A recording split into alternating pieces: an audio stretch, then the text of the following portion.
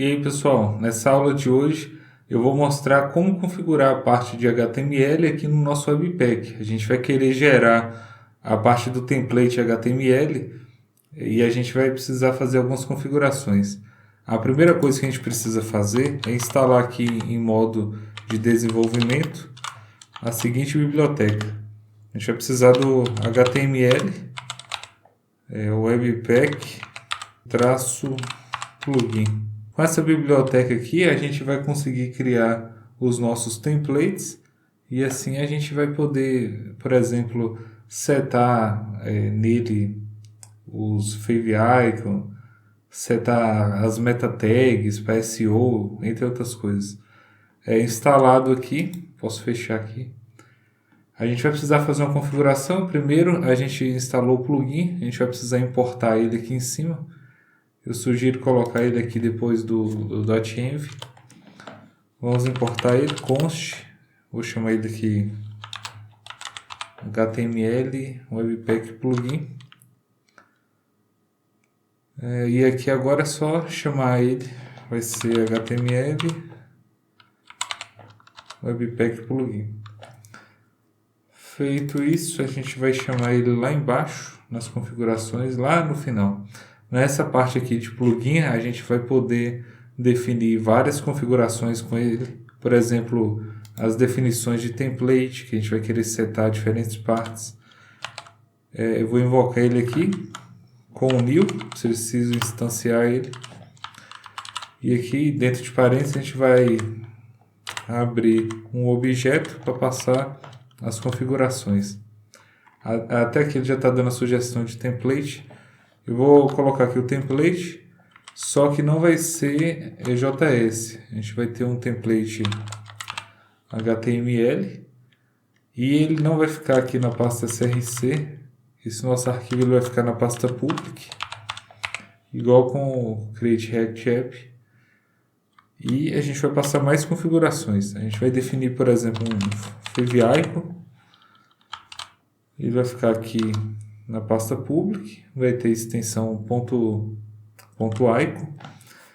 Aqui eu já criei uma pasta public para adiantar e já coloquei um arquivo aqui de favicon. Coloquei tanto a versão PNG quanto o .icon para os diferentes tipos de navegadores. Então, esse daqui para o padrão eu vou deixar .icon.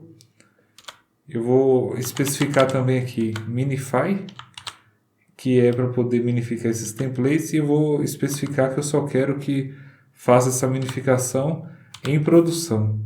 Esse production a gente já tinha definido em outras aulas aqui, somente no modo de prod. E a gente pode também definir que a gente quer deixar isso aqui em cache, para não ficar toda hora tendo que recriar. Vou setar aqui como true, para poder deixar em cache.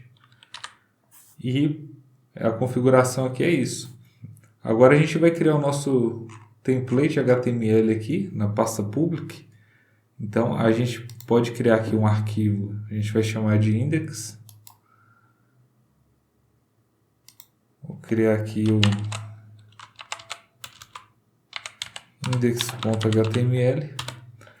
Aqui a gente vai setar um template, não tem nada demais, é um template HTML padrão. Eu vou explicar aqui, você cria o template HTML com a tag base aí, do HTML, passa o parâmetro length para não ficar pedindo tradução, para deixar já a página em português BR. Aqui você precisa setar o tipo de codificação, para não ficar, por exemplo, não reconhecendo os caracteres especiais, como acento, C cedilha, etc. Essa tag meta, a gente vai utilizar ela para poder tratar a responsividade, então a gente vai deixar numa escala padrão de 100%, vai deixar ele responsivo. Se a pessoa quiser fazer um zoom no formato de pinça com os dedos, o site no mobile ele vai aumentar. Então aqui a gente já configura a parte de responsividade. Aqui uma meta tag para mais compatibilidade com o navegador Internet Explorer e Edge da Microsoft. Aqui são as meta tags voltadas para SEO. Aqui eu tenho uma meta tag description. É importante ter isso aqui no site, não só por SEO, mas, por exemplo, quando vai lidar com algumas tags, por exemplo, do Open Graph, você já gera uma imagem e já gera uma descrição embaixo. E aqui a descrição é importante para poder aparecer depois lá no Google. As palavras-chave, lembrando que isso aqui é opcional, copyright, pode colocar aqui o autor. Tema e cola, isso aqui é para questão de se você estiver utilizando um PWA, isso aqui ele vai automaticamente setar a cor do cabeçalho do site. Esse shortcut icon aqui, a gente está definindo o nosso favicon. Aqui eu estou setando um arquivo .icon que a gente criou aqui de imagem. Isso aqui é uma imagem que eu peguei do próprio repositório do Create React App. Eu fui lá e peguei essa imagem do React aqui, o favicon. Se você quiser criar essa imagem personalizada aí para a marca, para o logo, etc., é bom você criar aí num tamanho de 32 pixels a 128 por aí. Eu recomendo criar em torno de 64 pixels, eu acho que fica um tamanho bom. Aqui eu estou setando aqui as fontes. Isso aqui é uma configuração interessante. Falando do Next.js agora, ele tem um mecanismo de otimização de fontes. Só que mesmo lá não fica 100% otimizado. Se você fizer o teste com o Lighthouse no próprio navegador, lá no DevTools, você vai ver chamando atenção para as fontes. Então, eu pesquisei bastante, fui fazendo tentativa e erro até chegar nessa configuração ideal. Então, se você tiver setando as fontes aí, tanto no React ou no Next, eu aconselho colocar nesse formato aqui, com esses atributos, porque aí ele vai pré-carregar a fonte.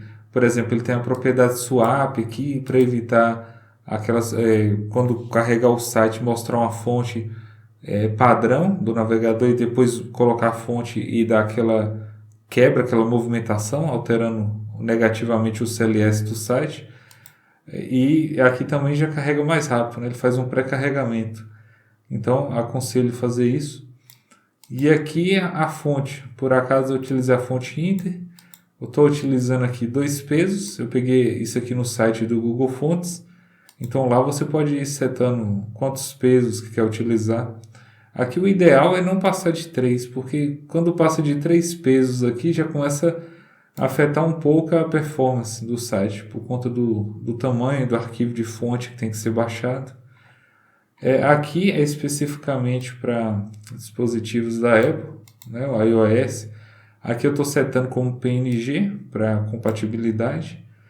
Aqui a gente está setando o título padrão, porque em cada página você pode setar um título específico e se não setar, ele pega o título padrão da aplicação, que é esse aqui.